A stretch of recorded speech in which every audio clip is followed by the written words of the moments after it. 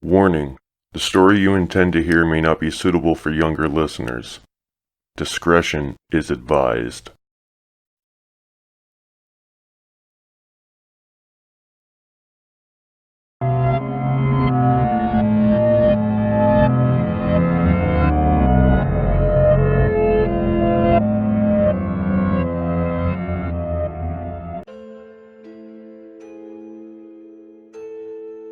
Some of you may have heard that the Disney Corporation is responsible for at least one real live ghost town. Disney built the Treasure Island Resort in Baker's Bay in the Bahamas. It didn't start as a ghost town. Disney's cruise ships would actually stop at the resort and leave tourists there to relax. This is a fact. Look it up. Disney blew $30 million on the place. Yes, $30 million. Then they abandoned it. Disney blamed the shallow waters, too shallow for their ships to safely operate. And there was even blame cast on the workers, saying that since they were from the Bahamas, they were too lazy to work regular schedules. That's where the factual nature of the story ends. It wasn't because of sand, and it obviously wasn't because foreigners are lazy. Both are convenient excuses. No, I sincerely doubt those reasons were legitimate. Why don't I buy the official story? Because of Mowgli's Palace. Near the beachside city of Emerald Isle in North Carolina, Disney began construction of Mowgli's Palace in the late 1990s. The concept was a jungle-themed resort with a large, you guessed it, palace in the center of the whole thing. If you're unfamiliar with the character Mowgli, then you might better remember the story The Jungle Book. If you haven't seen it anywhere else, you know it as a Disney cartoon from decades past. Mowgli is an abandoned child in the jungle, essentially raised by animals and simultaneously threatened and pursued by other animals. Mowgli's Palace was a controversial undertaking from the start. Disney bought up a ton of high-priced land for the project, and there was actually a scandal surrounding some of the purchases. The local government claimed eminent domain on people's homes and then turned around and sold the property to Disney. At one point, a home that had just been constructed was immediately condemned with little to no explanation. The land grabbed by the government was supposed to be for some fictional highway project. Knowing full well what was going on, people started calling it the Mickey Mouse Highway. Then there was the concept art. A group of stuffed shirts from Disney Corporation actually held a city meeting. They intended to sell everyone on how lucrative this project was going to be for everyone. When they showed the concept art, this gigantic Indian palace surrounded by jungle, staffed with men and women in loincloths and tribal gear, well, suffice to say everyone flipped their shit. We're talking about a large Indian palace, jungle, and loincloths, not only in the center of a relatively wealthy area, but also a somewhat xenophobic area in the southern USA. It was a questionable mix at that point in history. One member of the crowd tried to storm the stage, but he was quickly subdued by security after he managed to break one of the presentation boards over his knee. Disney took that community, essentially broke it over its knee as well. The houses were razed and land was cleared, and there wasn't a damn thing anyone could do or say about it. Local TV and newspapers were against the resort at the beginning, but some insane connection between Disney's media holdings and the local venues came into play, and their opinions turned on a dime. So anyway, Treasure Island, the Bahamas. Disney sunk those millions in it and then split. Same thing happened with Mowgli's Palace. Construction was complete. Visitors actually stayed at the resort, and the surrounding communities were flooded with traffic and the usual annoyances associated with an influx of lost and irate tourists. Then it all just stopped. Disney shut it down and nobody knew what the hell to think. They were pretty happy about it. Disney's loss was pretty hilarious and wonderful to a large group of folks who didn't want this in the first place.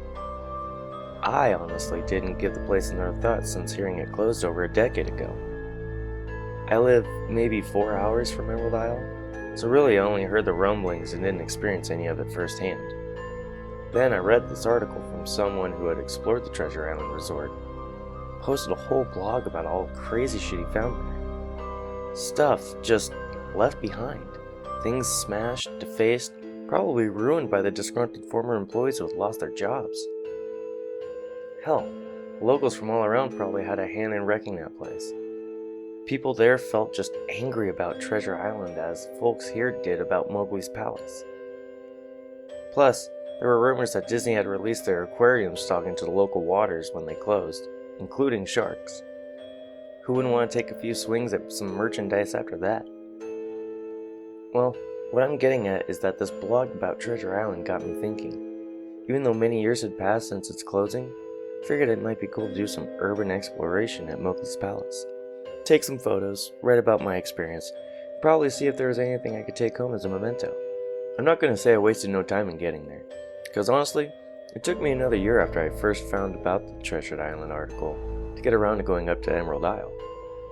Over the course of that year, I did a lot of research on the Palace Resort, or rather, I tried to. Naturally, no official Disney site or resource made any mention of the place, that it had been scrubbed clean.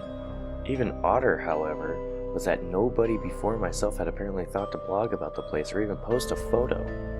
None of the local TV or newspaper sites had one word about the place, though that was to be expected since they had all swung Disney's way. They wouldn't be out there lauding their embarrassment, you know. Recently, I learned that corporations can actually ask Google, for example, to remove links from search results, basically for no good reason. Looking back, it's probably not that nobody spoke of the resort, but rather their words were just made inaccessible. So in the end, I could barely find the place. All I had to go on was an old as hell map I'd received in the mail back in the 90s. It was a promotional item sent out to people who had recently been to Disney World, and I guess since I'd been there in the late 80s, that was recent. I didn't really intend to hang on to it. It just got shoved in with my books and comics from my childhood. I only remembered it months into my research, and even then it took me another few weeks to locate the storage bin my parents had shoved it all into. But I did find it. Locals were no help, as most were transplants who had moved from the beach in recent years, or old residents who just sneered at me and made rude gestures the second I managed to say, "Where could I find Mowgli's?" The drive took me through an inordinately long corridor of overgrowth. Tropical plants that had run rampant and overpopulated the area, mixed with a native species of flora that actually belonged there and had tried to reclaim the land. I was in awe when I reached the front gates of the resort. Tremendous monolithic wooden gates whose supports to either side looked like they must have been cut from giant sequoias. The gate itself had been gouged in several places by woodpeckers and eaten away at the base by burrowing insects. Hanging on the gate was a sheet of metal, some random scrap with hand-painted letters scrawled in the back. Abandoned by Disney. Clearly the handiwork of some of the past local or employee who wanted to make some small protest. The gates were open enough to walk through, but not drive. So grabbing my digital camera and the map, whose flip side showed me the layout of the resort, I set off on foot.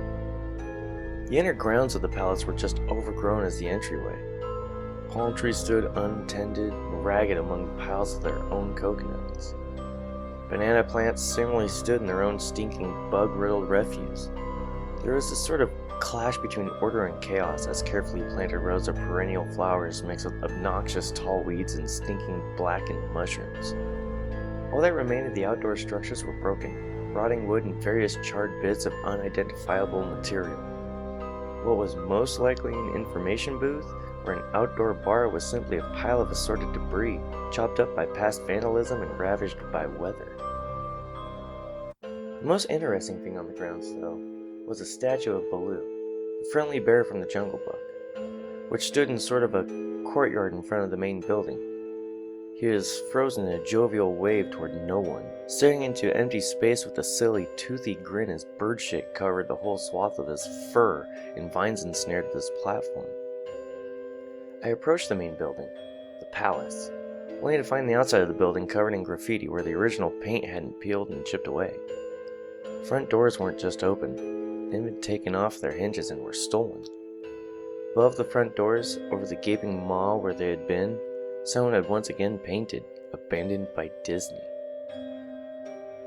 I wish I could tell you about all the awesome stuff I saw inside the palace. Forgotten statues, abandoned cash registers, full-fledged secret society of homeless bums. No. Inside of the building was so stark, so bare, that I actually think people had stolen the molding off the walls. Anything that was too big to steal, counters, desks, giant fake trees, were all resting amid the empty echo chamber, amplified by every step like a slow rat-a-tat of a machine gun. I checked the floor plan and headed to all the locations that might seem in any way interesting.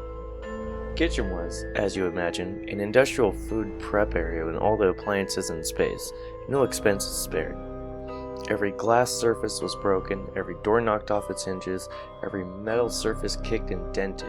The entire place smelled like very old piss. Huge freezer, not even remotely cool now, had row upon row of empty shelf space. Hooks hung from the ceiling, probably from hanging cuts of meat, and as I stood inside for a moment, I noticed they were swinging. Each hook swung in a random direction. Their movements were so slow and small that it was almost impossible to see. I figured it had been caused by my footsteps, so I stopped one from swinging by clutching it to my fist, then carefully letting go. But within seconds it started to swing once more. The bathrooms were in much the same state as the rest of the place. Just like the Treasure Island Resort, someone had methodically smashed each porcelain commode with coconuts and other implements. There's about half an inch of rancid, stinking, stagnant water on the floor, so I didn't stay there for very long. What's odd is that the toilets and the sinks, and the bidets in the ladies' room, yes, I went there, all dripped, leaked, or just ran freely. It seemed to me that they should have shut the water off long ago. There were plenty of rooms in the resort, but naturally I didn't have time to look through them all. The few I did peer into were similarly wrecked, and I didn't expect to find anything there. I thought there was actually a television or radio in one room, so I really think I heard quiet conversation coming out. Though it was like a whisper, probably my own breathing echoing in the silence, or just another case of the sound for the flowing water playing tricks on my mind. This is what it sounded like.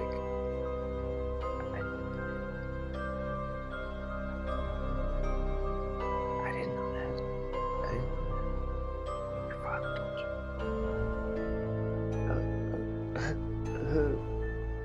I know. Sounds ridiculous. I'm just telling you what I experienced. Why I thought there might have been something running in that room. Or worse, some vanguards would have holed up there and probably would have knifed me. At the front doors of the palace, I figured I hadn't found anything of note and had wasted the trip up. As I looked out the door, I noticed something interesting in the courtyard that I had apparently missed. Something that would give me at least one thing to show for all my trouble, even if it was just a photograph. There is a lifelike statue of a python, maybe 80 feet long, coiled up and sunning itself on the pedestal, right in the center of the area. It was almost time for the sun to start setting, so the light fell on the object in a perfect way for a photograph. I approached the python and snapped a photo. Then I stood on my toes and snapped another. I moved closer again to get the detail of its face. Slowly, casually, the python lifted its head, looked directly into my eyes, turned and slithered off the pedestal, across the grass and into the trees. All 80 feet of it. Its head long disappeared into the woods before its tail even left the sunning spot. Disney had released all their exotic animals onto the grounds. Right there on my floor plan map was a reptile house. I should have known. I read about the sharks at Treasure Isle, and I should have known they'd done this. I was dumbfounded, just utterly stupefied. My mouth must have been hanging open for the longest time before I came back down to earth and snapped it shut. I blinked a few times and backed away from where the snake had been, back toward the palace. Even though it was totally gone, I still wasn't taking any chances and backed my way into the building. Took a few deep breaths and slaps to my own face to get myself right in the head again after that. I looked for a place to sit down, as my legs were feeling a bit like jelly at this point.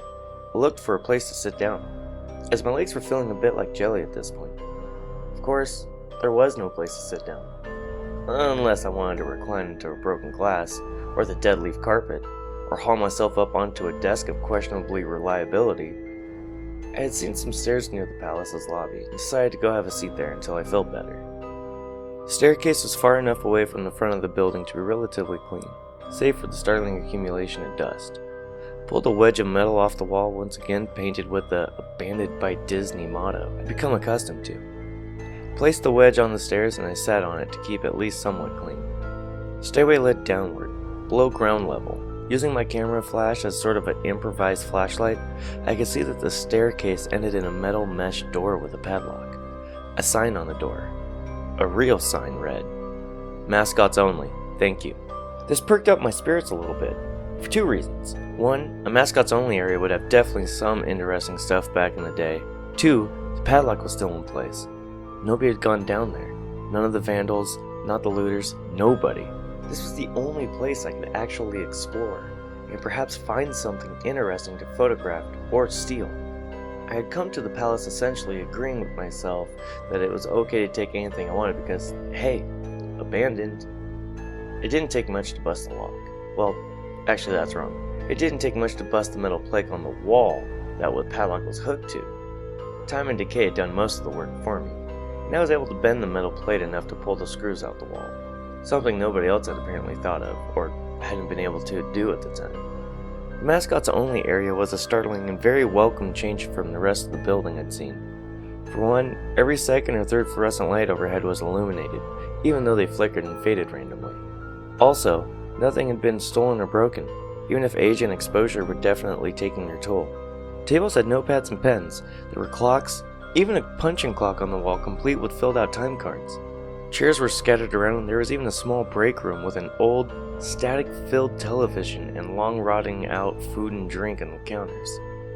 It was like one of those post-apocalyptic movies where everything is left in the state of evacuation. As I walked the maze-like sub-basement hallways of the mascot's only area, the sights just became more and more interesting. As I went further, desks and tables were knocked over, papers scattered and almost melded with the damp floor, and a large carpet of mold was slowly overtaking the real rotting crimson floor covering. Everything was just sort of squishy. Anything wood disintegrated into mush when I applied even the least amount of force. Clothing items hanging on hooks in one of the rooms simply fell to moist threads if I tried to unhook them. One thing that annoyed me was the light was becoming more sparse and unreliable as I went further into the dank, suffocating depths of the place. Eventually, I reached the black and yellow striped door with the words Character Prep 1 stenciled on it. The door wouldn't open at first. I figured this was probably where the costumes were kept, and I definitely wanted a photograph of that twisted, stinking mess. Try as I might, whatever angle or trick I tried, the door would not budge. That is, until I gave up and started to walk away. That was when there was a slight popping sound and the door creaked open slowly. Inside, the room was completely dark, pitch black. I used the camera flash to look for a light switch on the wall by the door, but there was nothing. As I made my search, I was jarred out of the sense of excitement by a loud electrical buzz. Rows of lights overhead suddenly flashed to life, flickering and fading in and out like the rest I had passed. It took a second for my eyes to adjust, and it seemed like the light was going to just keep getting brighter until the bulbs exploded. But just when I thought it would reach that critical stage, the lights dimmed a bit instead. The room was exactly as I had pictured it. Various Disney costumes hung on walls, fully put together like strange cartoon cadavers hung from invisible nooses. There was an entire rack of loincloths and native clothes on hangers toward the back. What I found odd was what I wanted to photograph right away was a Mickey Mouse costume in the center of the room. Unlike the other costumes, it was lying on its back in the center of the floor like a murder victim. The fur on that costume was rotten and shedding, creating bare patches. What was even odder, however, was the coloring of the costume. It was like a photo negative of the actual Mickey Mouse, black where the white should be and white where the black should be. His abnormally red overalls were light blue. The sight was off-putting enough that I actually put off taking a photo of the thing until last. I took a picture of the costumes hanging on the walls, upward angles, downward angles, side shots to show the entire row of frozen, putrid cartoon faces, some with plastic eyes missing. Then I decided to stage a shot. Just one of the bedraggled character heads on the slick, grimy floor. I reached for the headpiece of Donald Duck costume and carefully removed it so the thing wouldn't fall apart in my hands. And as I looked into the face of the wide-eyed, moldering head, a loud clattering sound made me jump with fright. I looked down at my feet, and there between my shoes was a human skull. It had fallen out of the mascot's head and shattered into pieces at my feet. Only the empty face and lower jaw remained, staring up at me. I dropped the duck head immediately, as you'd expect, and moved for the door. As I stood in the doorway, I looked back on the skull on the floor. I had to take a picture of it, you know? I had to. For any number of reasons that may seem silly, but only if you don't think it through. I'd need proof of what happened, especially if Disney was going to somehow make this go away. I had no doubt in my mind right from the start that even if it was just a gross negligence, Disney was responsible for this. That's when Mickey, that photo negative opposite Mickey in the middle of the floor, started to get up. First sitting up, then climbing to its feet. The Mickey Mouse costume, or whoever was inside of it stood there at the center of the room, its fake face just staring directly at me as I mumbled no over and over and over. With shaking hands, violently thrashing heart, and legs that had once again turned to jelly, I managed to lift the camera and aim it at the opposite creature, now quietly sizing me up. The digital camera screen displayed only dead pixels in the shape of the thing. It was a perfect silhouette of the Mickey costume. As the camera moved in my unsteady hands, the dead pixels spread, marring the screen wherever Mickey's outline moved to. Then, the camera died, went blank and quiet, and broken. I raised my eyes once again to the Mickey Mouse costume. "Hey!" I said in a hushed, perverted but perfectly executed Mickey Mouse voice. "Want to see my head come off?" It started to pull at its own head, working its clumsy glove-clad fingers around its neck and clawing impatient movements, similar to a wounded man trying to pull himself free from a predator's jaws. As it worked its digits into its neck, so much blood, so much thick, chunky yellow blood. I turned away as I heard the sickening tearing of cloth and flesh, only cared about getting away. Above the doorway out of this room, I saw the final message clawed into the metal with bone or fingernails. Abandoned by God. I never got the pictures out of the camera. I never wrote the blog entry about it. After I ran from that place, fled for my sanity if not my very life, I knew why Disney didn't want anybody to know about this place. They didn't want anyone like me getting in. They didn't want anything like that getting out.